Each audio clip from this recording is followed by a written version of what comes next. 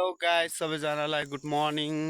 सबैजनालाई स्वागत छ मेरो सेकेन्ड ब्लगमा। अनि आज चाहिँ म डोको कोदालो काट्ने बोकेर चाहिँ जाँदैछु मकै दोहोरी हाल्नुतिर। अनि अहिले चाहिँ मकै दोहोरी हाल्ने बेला अलि भएको छैन, तैपनि एक्लै छु र एक्लै गर्नुपर्ने भएकोले अहिलेदेखि नै सुरु गर्दैछु। भिडियो कस्तो हुन्छ लाइक कमेन्ट गर्नु होला। अनि यो दोहोरी लाउनुभन्दा अगाडि म झार काट्छु अलिअलि यहाँनिर, अनि चाहिँ दोहोरी लाउनु थाल्छु। भिडियोमा नयाँ हुनुहुन्छ भने लाइक कमेन्ट सब्सक्राइब गरिदिनु होला। यति भन्दै अब लागौँ है त्यो भिडियोतर्फ।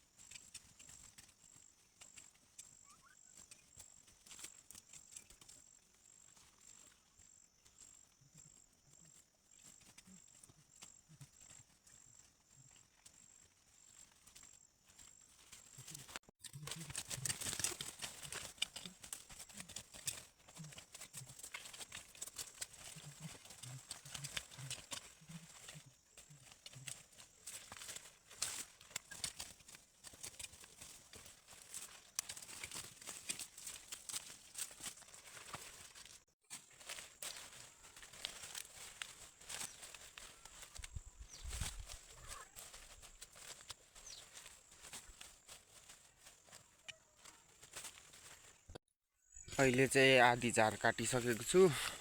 यहाँदेखिको यहाँसम्म काटेको छु। अब यति चाहिँ दोहोरी हालेर अनि यहाँदेखि उता आज यति चाहिँ सकौँ भनेको। आज चाहिँ यो एउटा डिल सक्ने भनेको, अब खै के हुन्छ, पानी पनि पर्ला जस्तो गरिरहेछ। अनि अब यो डिल आज सकिन्छ कि सकिँदैन, भिडियो चाहिँ अन्तिमसम्म हेर्नु होला। अनि अब चाहिँ लागौँ दोहोरी हाल्नतिर।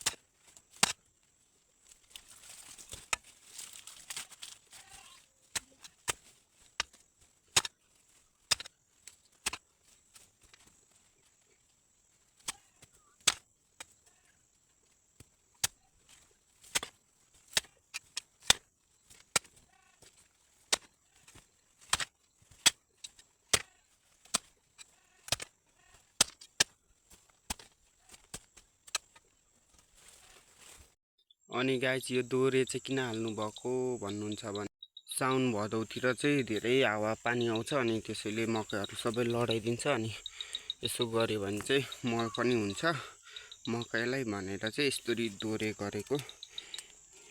यो दोहोरे गरेको छैन भने चाहिँ हावाहरू आयो भने चाहिँ पाकपुक लडाइदिन्छ, मकै सबै खराब गरिदिन्छ। यस्तो मेहनतले रोपेको हुन्छ नि त। यो दोहोरे लाउनुभन्दा अगाडि एकखोरे पनि गर्नुपर्छ। यो दोहोरे चाहिँ हावाले मकै लडाउँछ भनेर लगाएको। यसरी लाउनुपर्छ। मकै कोरी माटो निकालेर मकैमा हाल्नुपर्छ। अहिले चाहिँ घाम पनि अलिअलि आउँदै रहेछ, दिन चाहिँ राम्रै हुँदैछ। अब त्यति त्यहाँ पर डोको राखेकोसम्म सक्ने। अनि म पनि बिहानको खाना खाएकै छैन, अनि बिहानको खाना खाने अनि फेरि सुरु गर्ने।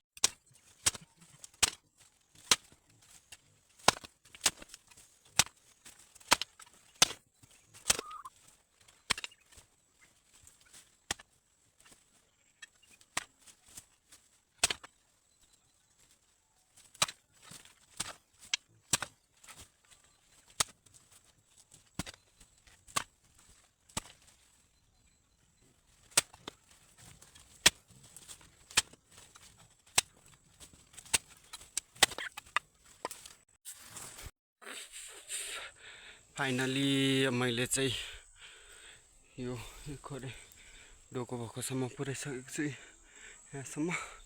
अनि अहिले चाहिँ भोक लागिरहेछ अनि यति चाहिँ गोडिसकेँ अनि यो दोहोरे हालिसकेँ। अब यहाँदेखि उता चाहिँ खाना खाएर अब यो काटेको घाँस चाहिँ सुँगुर बाख्रा गाईलाई हालिदिने अनि त्यसदेखि खाना खाने।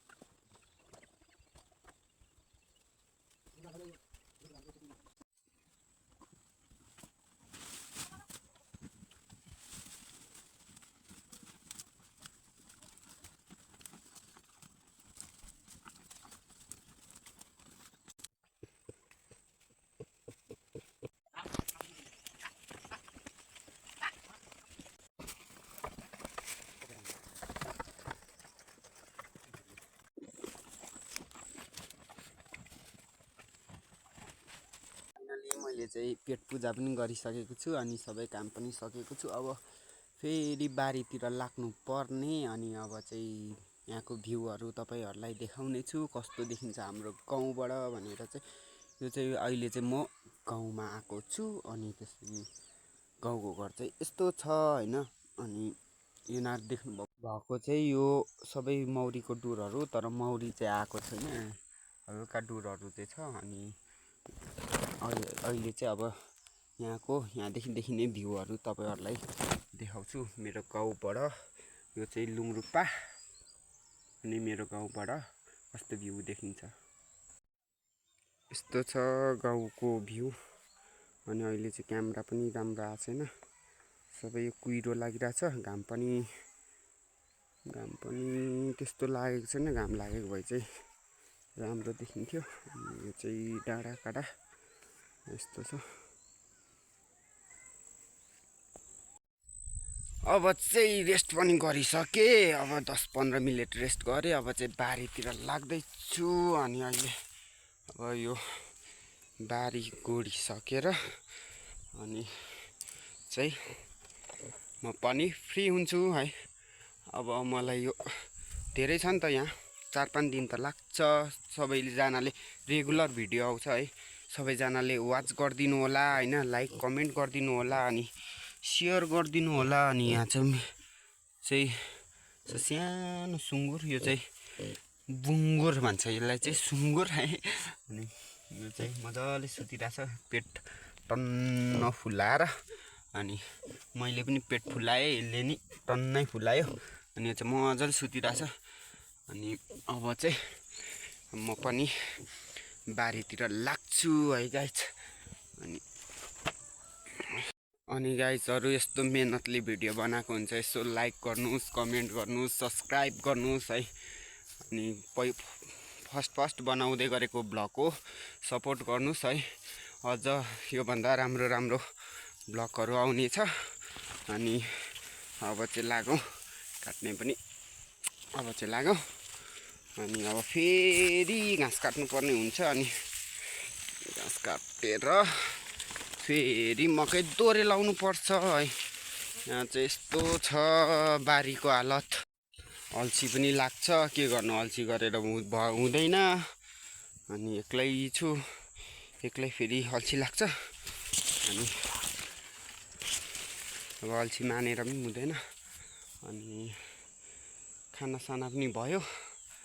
अब चाहिँ बारी यो डिल चाहिँ सकौँ भनेको, यहाँ परसम्म हो, यो पर बाँस देखेकोदेखि यता हो। अनि यो चाहिँ यहाँदेखिको उपर यो सुँगुरको खोर देख्नु भएको छ नि, हो त्यहाँदेखि यता।